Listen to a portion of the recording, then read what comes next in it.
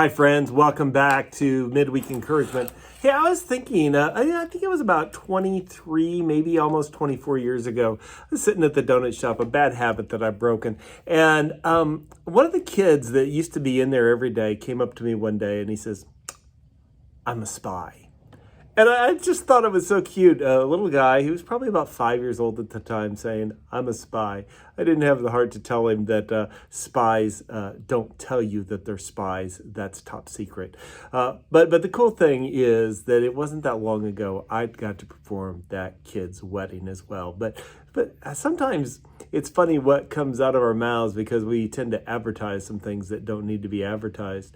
I have a friend who recently celebrated the first year of their sobriety, and I celebrate with them because they have made it a year of saying no to what was killing them and a year of choosing life and taking one step a day out of bondage and darkness and into a year of light and life.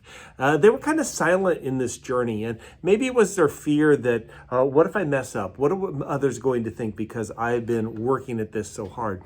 It was one day at a time, one step at a time into this freedom. And this year, it's going to continue to be one day at a time, one step at a time.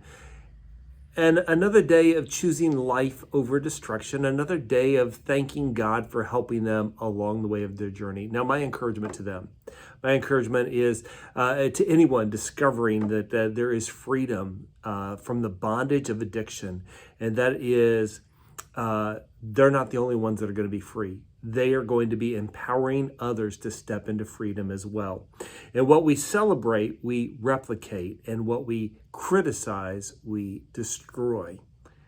I also want to say this. Addiction is not just to drugs and alcohol. There are people that are addicted to television, addicted to their computer, addicted to food, addicted to a lot of things. And their problem is they're not willing to admit they have an addiction. And in most recovery programs, it's known as denial.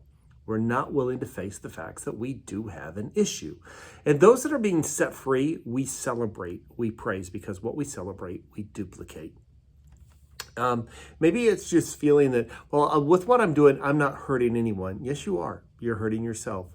And it is a form of bondage. And you're probably hurting more than just yourself. So when you're willing and ready to be set free, that's the first step, to admit that you are powerless over that one thing that is keeping you back. And seek Jesus Christ as the one to set you free.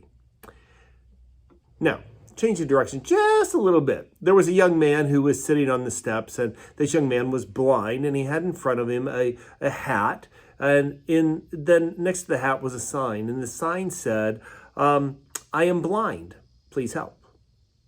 There were a few coins in the hat. A gentleman came walking up, and he saw the sign. He picked up the sign, and he changed the lettering. He turned it around and wrote a new message on the back.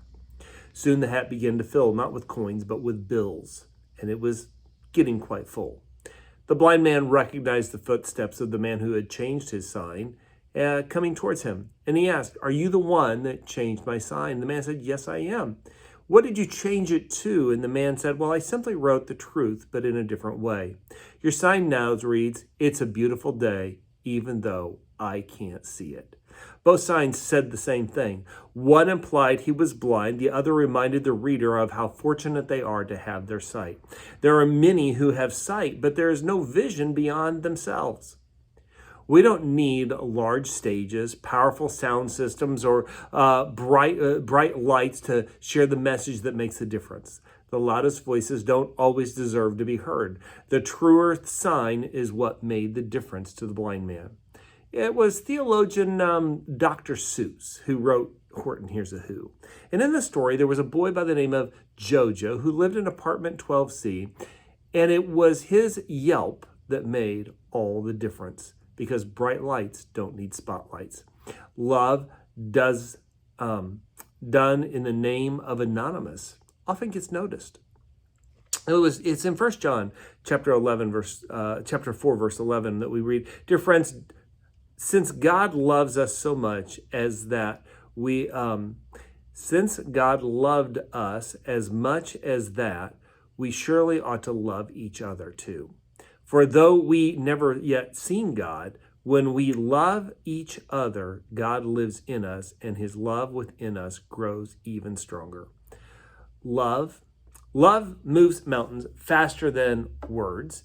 And you don't need a building permit. You don't need an inspection. You don't need a license to operate in love. Love doesn't ask permission. And when the fuel that motivates you is love, you don't need a stage, a title, a position, a recently published book that you have written to do something. Nothing is more powerful than pure love. So what is pure love? The Bible tells us in 1 Corinthians chapter 13, if I could speak all the languages of the earth and of angels, but did not love others, I would only be a noisy gong or a clanging cymbal. If I had the gift of prophecy, and if I understood all of God's secret plans and possessed all knowledge, and if I had such faith that I could move mountains but didn't love others, I would be nothing. If I gave everything I have to the poor and even sacrificed my body, I could boast about it. But if I didn't love others, I would have gained nothing. Love is patient. Love is kind. Love is not jealous or boastful or proud or rude. It does not demand its own way. It does not irritate, and it keeps no records of being wrong. It does not rejoice about injustice, but rejoices whenever the truth wins out. Love never gives up, never loses faith. It's always hopeful and endures through all circumstances. In short, love is Jesus and what he did on the cross for us and what he does constantly and consistently. While we were in rebellion, doing our own thing, what did God do? God demonstrates his own love for us. That's active tense. While his own love for us in this, while we were still in rebellion, Christ died for us. Walking in love is to walk in the awe of God. And if you want to make a difference in your home, you don't need to shout. Just be loved. If you want to make a difference on your block, you don't need to put up a sign. Just demonstrate love. So let me ask you this question. Where is God directing you to be loved today? And if you're looking to be loved, go be loved, and you're going to find what you're looking for. And it's going to be the right size. It's going to be the right color, and you're not going to want to take it back. You're going to want to pass it on. Love doesn't have an agenda. And if it does, it's not love. So don't attempt to be a spy. Just be undercover in love. Blessings to you.